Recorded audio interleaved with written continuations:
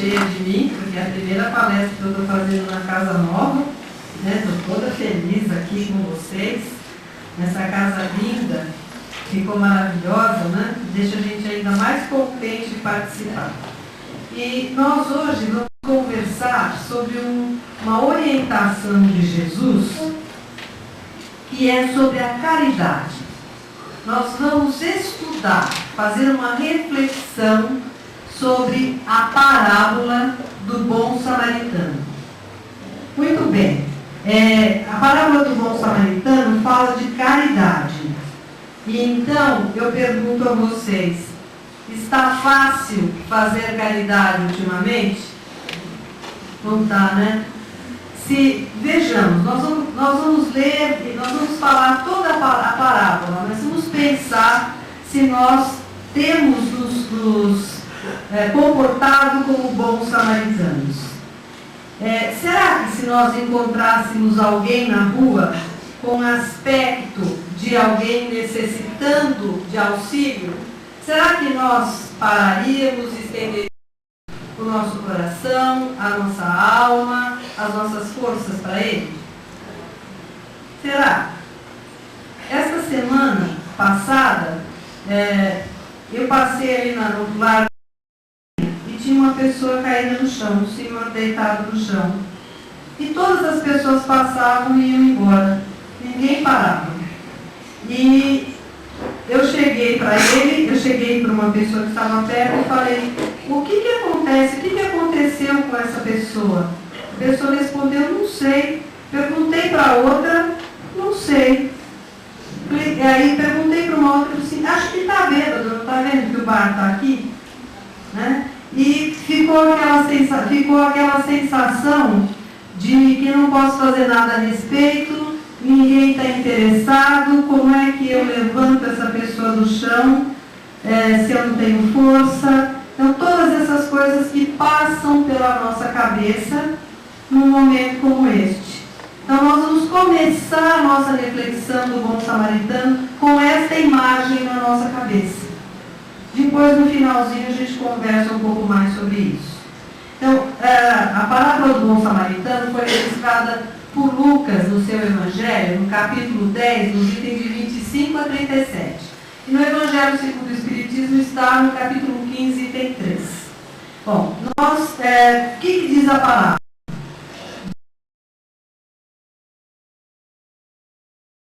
Vinha vindo para Jerusalém, para a Páscoa, intuindo o momento da sua, né, o momento da sua. Veio para Jerusalém,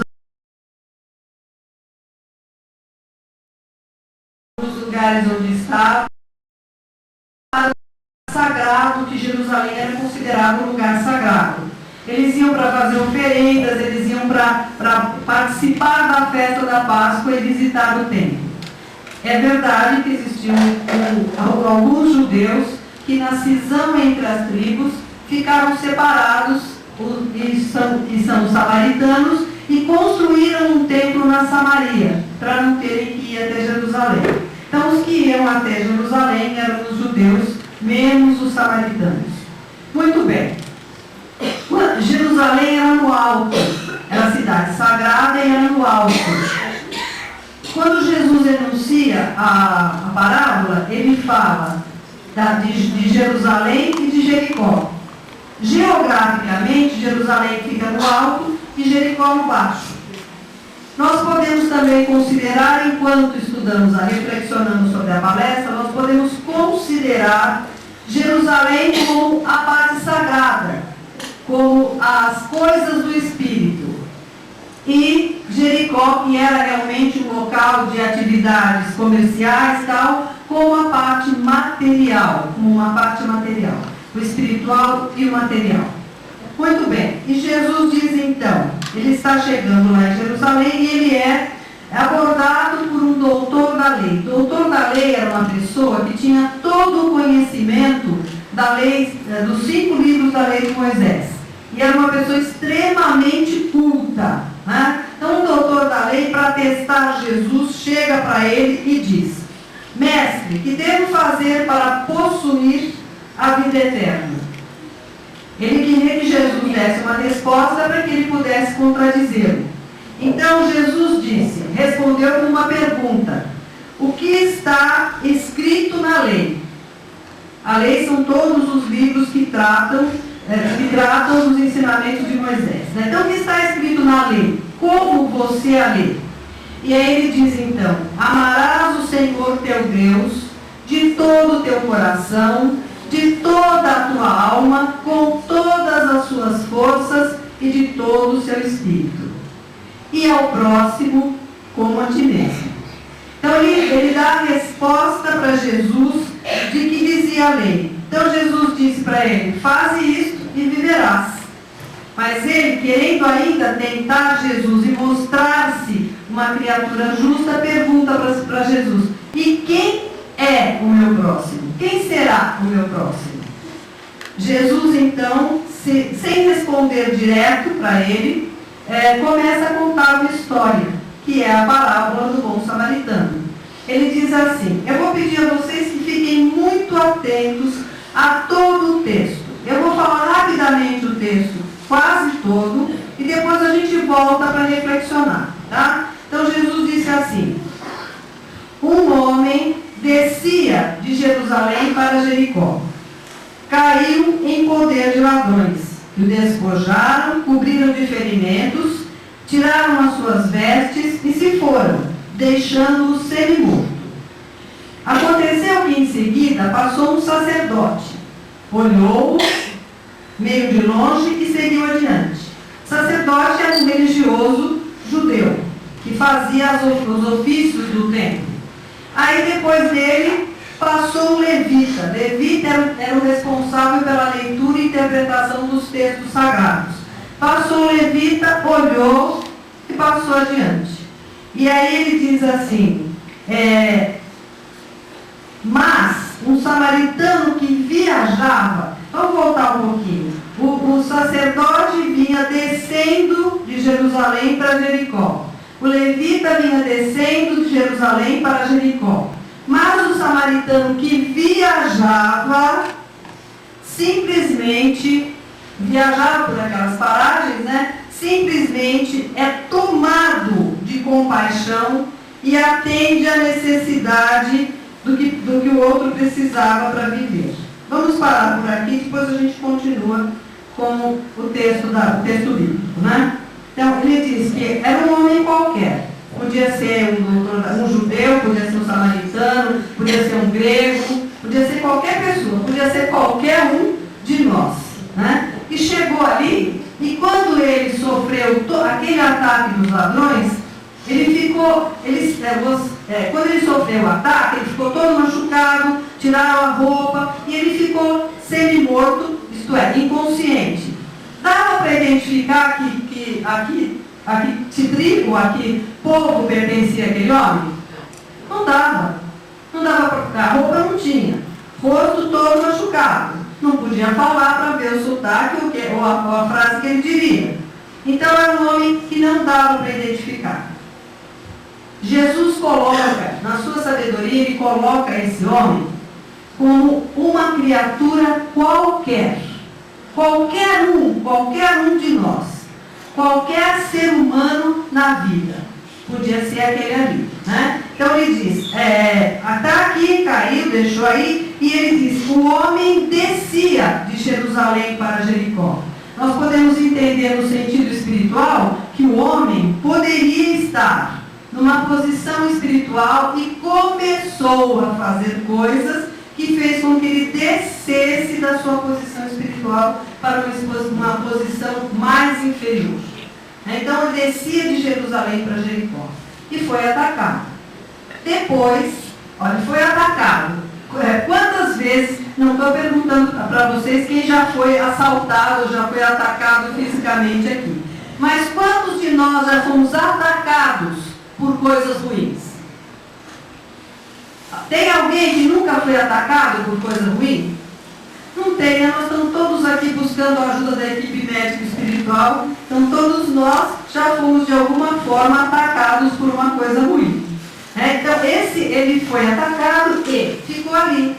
Ele diz: depois veio o sacerdote que conhecia toda a lei, sabia como aplicar, e ele passa, olha e vai embora. Ele diz: o sacerdote descia de Jerusalém para Jericó. Podemos também imaginar que o sacerdote, que era uma pessoa que devia ter uma posição espiritual melhorada, desceu da sua posição melhorada e nem sequer fez um movimento para atender o homem que estava ali, né? E passou ao lado. É verdade que os sacerdotes naquela época, né, dos judeus, eles não poderiam tocar corpos mortos. Eles têm todos os rituais deles lá, eles não podiam tocar um corpo morto, porque senão ele ficaria impuro e tinha que passar por um processo muito grande para limpar o corpo, para continuar as atividades dele.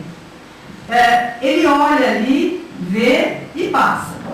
O Martin Luther King, aquele americano famoso, né, que defendia os direitos dos negros e os direitos humanos, ele disse uma vez, comentando nessa passagem, ele disse: o sacerdote só se incomodou consigo mesmo. Ele pensou: e se eu ponho a mão nele e ele já está morto? E se eu paro aqui para atendê-lo e ele é um samaritano? E se eu paro aqui para fazer qualquer coisa e alguém me vê? Ele não pensou do ponto de vista da pessoa que estava caída.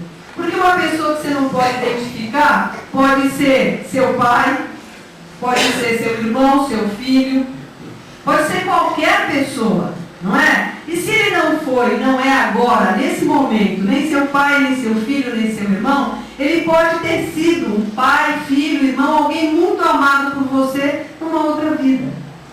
Nós não reconhecemos os nossos amores antigos pelos novos corpos que eles têm, que eles apresentam. Então, muito bem, ele passou. Ele tinha a desculpa que não podia tocar no homem morto, mas ele não aplicou aquilo que ele conhecia.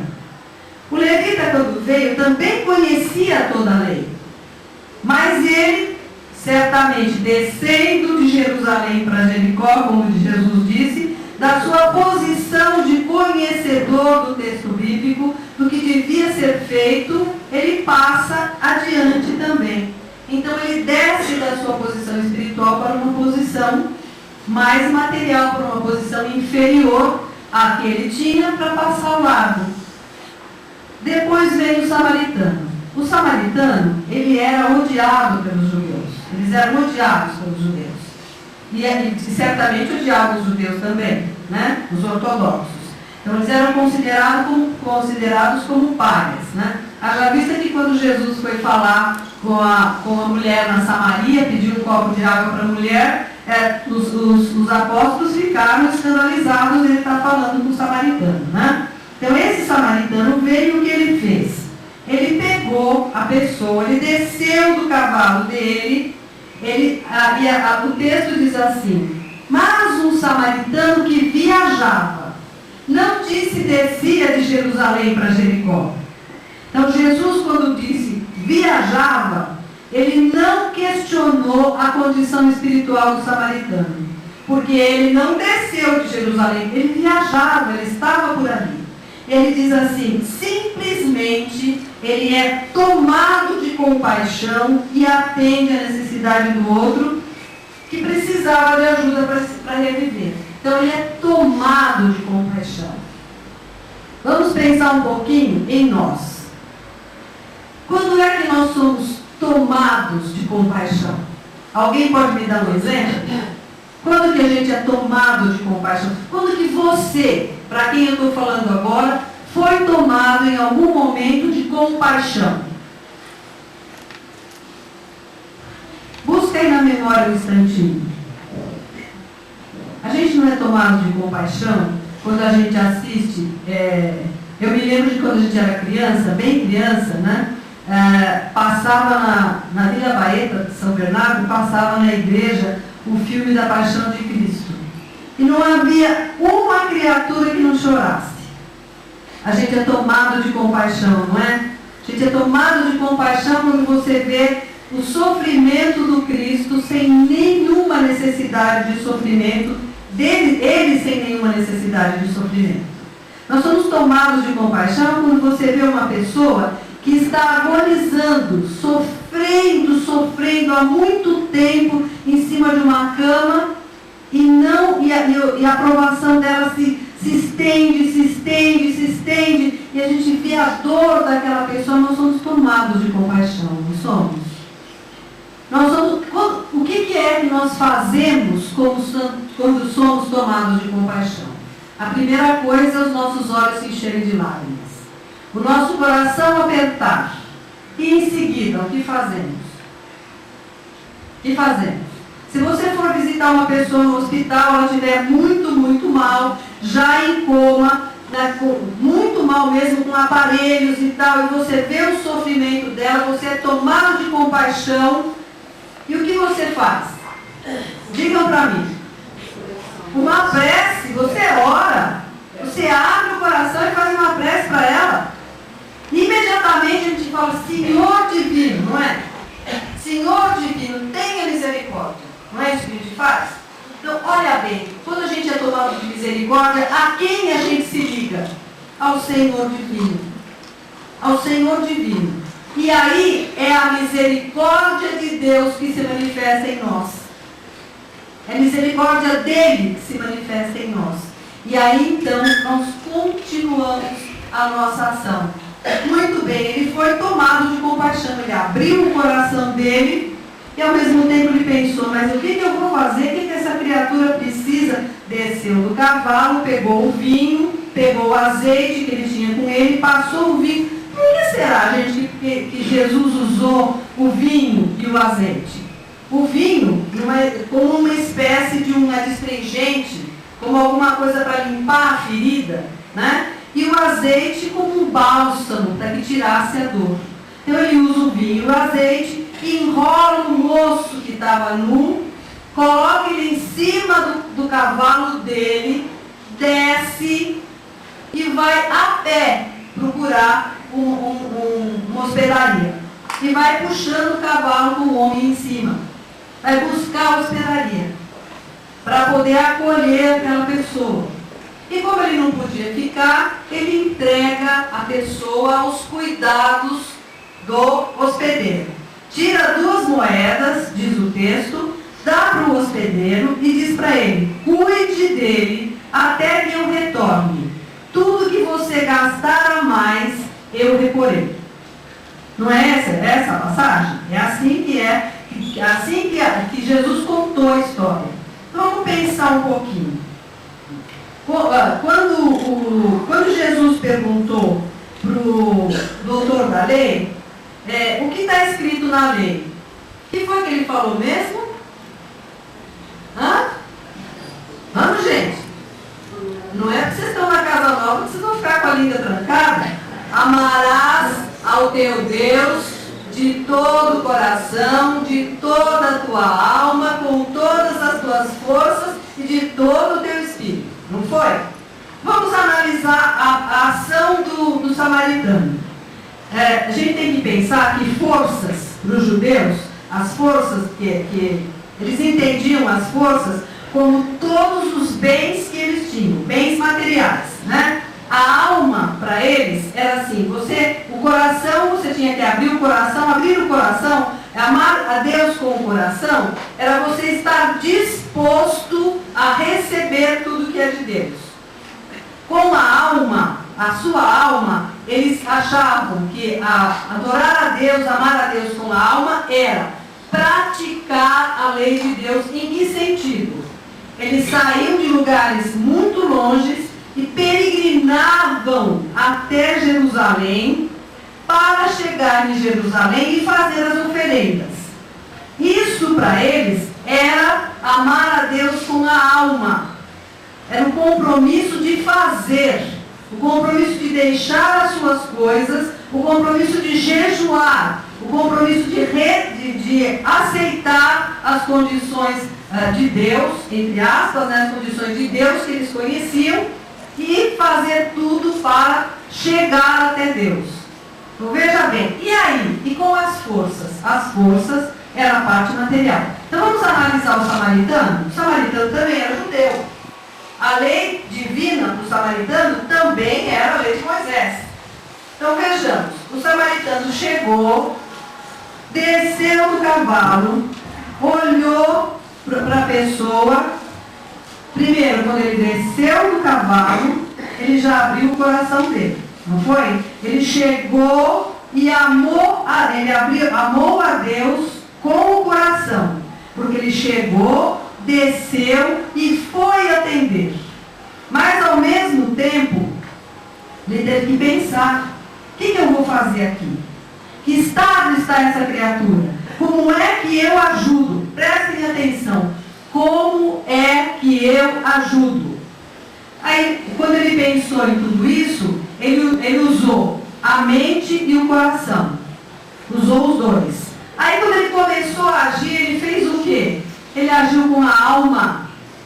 Ele fez a parte prática, porque para eles, amar a Deus com a alma era praticar, era fazer a parte prática. Então ele começou com a parte prática. Ajudou, limpou, untou, embrulhou, pôs no cavalo e levou para assistir. Quando ele chegou lá, ele tirou o dinheiro e pagou o hospedeiro. Qual que é essa parte? Não é, como é que era mesmo? Ao teu Deus de todo o coração. O que mais? Bonito, não decoraram ainda? Teu coração, de toda a sua alma, com todas as suas forças. As forças eram a parte financeira, eram os bens que eles tinham. Então ele amou com todas as forças.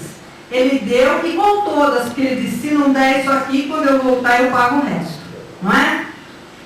E de todo o seu espírito, quando você ama com todas essas, em todos esses pontos, com todas essas possibilidades, e com todo esse, cada uma das partes do seu comportamento, você ama com o seu espírito. Então, nós analisando o comportamento do samaritano, nós vemos que ele cumpriu perfeitamente aquilo que a lei dizia. Não é? Agora, amar ao próximo como a si mesmo. Os judeus entendiam que o próximo, havia duas correntes na verdade. Uma das correntes entendia que amar ao próximo era amar aquele que pertencia à sua comunidade. Né? Então eu aqui não seria amado, porque eu não sou de São Caetano, né? Então, só aquele que participa da sua comunidade. Muito bem, e olha que eu sou bem amada aqui, hein? Da sua comunidade. Então, o judeu só amava o judeu. Se um grego sentasse na mesa com ele, ele levantava, pegava o prato dele e ia embora. Ele entendia que era para amar o judeu, essa corrente maior. Existia uma outra corrente, que era a corrente do avô, do mestre do Paulo, de Tarso, né, de São Paulo, que dizia que na escrita bíblica estava que irmão é o próximo, né? Na verdade, para a gente é próximo. Na escrita deles é irmão. Amarás ao teu irmão como a ti mesmo. Então eles consideravam assim. E essa outra corrente consideravam todos eram irmãos. Mas veja bem, o sacerdote passou, nem sabia se era irmão ou não, e foi embora. O levita também. Mas o samaritano também não sabia se era irmão ou não. Ele não sabia se ele era samaritano. No entanto, não importou para ele. Ele foi lá e assistiu. Ele amou ao próximo como a ele mesmo. Não é? Interessante a gente refletir um pouquinho sobre o finalzinho da parábola. Aí, depois que Jesus contou tudo, ele disse para ele: e quem, disse para o doutor da lei, e quem você acha que se tornou o próximo dessa criatura? E ele responde: aquele que agiu com misericórdia com ele. Ele usou de misericórdia com ele, que foi misericordioso. Então, aquele que é misericordioso com o outro é que se torna o próximo. Eu posso não ser próxima de jeito nenhum dele, por exemplo. Eu só estou conhecendo agora, vendo aqui ele a mim. Nós não somos próximos. Mas no momento em que ele, na hora da prece que o Edson fez, por mim e pelos meus, ele vibrou para os meus, ele se tornou meu próximo. Porque ele fez uma caridade para mim. Vejam bem, quando vocês tiveram, todos nós chegamos a essa casa de alguma maneira, não foi? Então vamos pensar, vocês chegaram aqui através de alguém? Sim? Sim. Alguém deu a notícia da casa, falou, contou e vocês vieram. E era uma hora que vocês estavam super felizes? Não. Era na hora da dor pungente, não era? Estava lá jogado na calçada, ferido, sem roupa. Era o próprio homem da parábola, não era? Aí chegou um bom samaritano e disse assim para você: olha, mas toda essa dor e todo esse sofrimento tem como ser ignorado. É só você ir até o Ceará das fraternidades. Olha, lá tem o Dr. Hans, a equipe do Dr. Bezerra, eles auxiliam a gente a curar os nossos males físicos.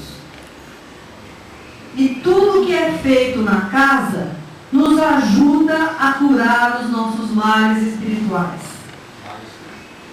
Como é que nós nos tornamos próximos de alguém? Quando nós agimos com misericórdia. Aquele escritor mineiro chamado Guimarães Rosa, todo mundo conhece Guimarães Rosa, né? Ele tem uma frase que diz assim: misericórdia é colocar o coração na miséria do outro. Aquele nosso irmão que estava caindo lá no Piraporinha, no chão, quando as pessoas passavam, elas olhavam para ele, certamente elas sentiam dó, sentiam pena de estar ali caído, né? Mesmo que ele fosse um alcoólatra inveterado, que estivesse ali porque tinha bebido demais. Quando a gente olha alguém numa situação dessa, o nosso coração, graças ao nosso desenvolvimento espiritual, que nós já temos, se comove. Se comove.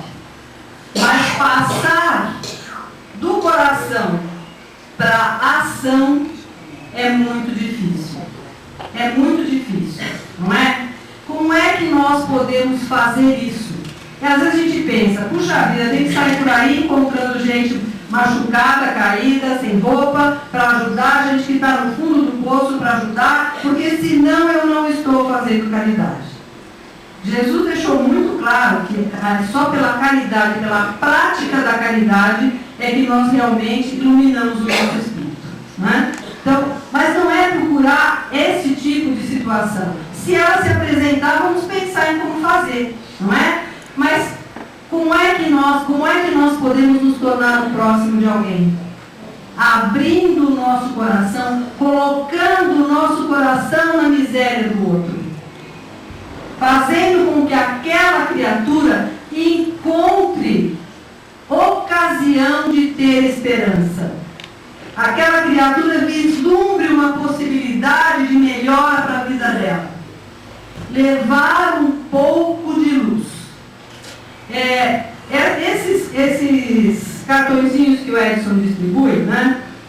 Eu levei alguns, um mês passado, retrasado, que eu estive aqui, eu levei lá no outro grupo, né? Quando ele era lá, eu levei e dei para algumas pessoas, assim, dei um montinho, um pouquinho os três para uma amiga minha, e falei assim: olha, essa frase aqui é excepcional, queria que você, se alguém precisar, você entregue, tá? É muito boa a frase, né? Passou um pouco de tempo e uma pessoa que eu nunca tinha visto na vida chegou para mim e falou assim: eu tenho orado por vocês todas as noites. Falei: mas muito obrigada, muito grata mesmo, mas qual é o motivo pelo qual você tem orado por mim? Ela falou: eu não conhecia você, e eu tenho orado pelo Ceará das Fraternidades todas as noites também. Eu falei: mas como? Explica para mim. Ela disse assim: quando você deu para o Iara o cartãozinho do Ceará das Fraternidades com a frase que o Edson tinha colocado no meu envelope, ela falou quando você deu para ela. Ela disse assim, olha, a minha amiga Hilda me deu, eu pratiquei essa semana e modificou tanta coisa na minha vida, por isso eu estou dando para você.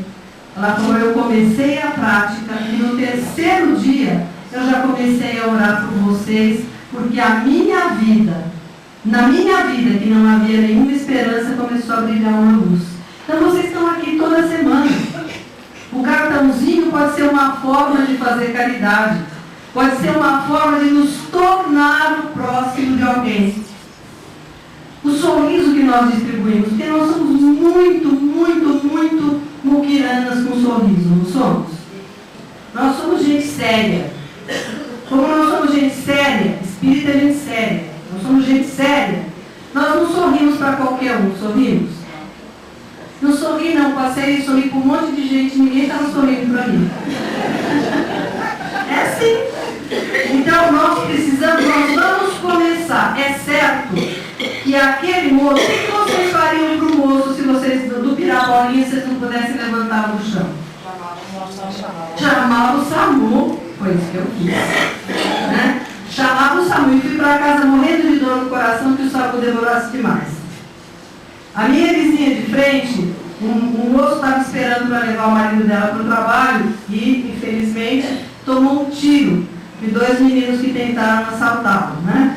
Ele teve a infelicidade de jogo, ele estava do lado de fora, jogou a chave do carro para dentro e tomou um tiro. E todo mundo falou, espera o SAMU. O guarda lá do parque falou, espera o SAMU, não põe a mão. Você não sabe se você não faz um dolo ainda maior para ele. Ela olhou o moço sangrando e falou, eu, hein? Passou a mão no moço, botou no carro e levou para o hospital. Ela falava para ele assim, desculpe se eu piorar a sua vida, desculpe se eu piorar a sua vida, mas eu não posso ver você sangrando aqui. E levou o moço para lá. Passado um pouco de tempo no hospital, o médico chamou e falou assim, olha, se você não tivesse trazido, talvez a gente não conseguisse salvar a vida dele. Então, a intuição divina, quando nós formos tomados de compaixão por alguém, a compaixão divina é que está se manifestando em nós. E aí, então, nós nos ligamos ao Pai e com toda a certeza da assistência divina a nosso favor, nós dizemos, Senhor, que passo eu dou agora? E colocamos o nosso coração, colocamos a nossa alma, se for preciso, botamos gasolina no carro, gastamos dinheiro para lavar o sangue depois, mas nós colocamos as nossas forças e todo o nosso espírito para nos tornarmos o próximo daquela criatura. Porque, como diz São Francisco, é dando que se recebe. Quem sabe se aquela criatura no próximo momento não seremos nós mesmos. Que Jesus nos abençoe e nos dê força para que nós possamos nos tornar próximos de muitas outras pessoas.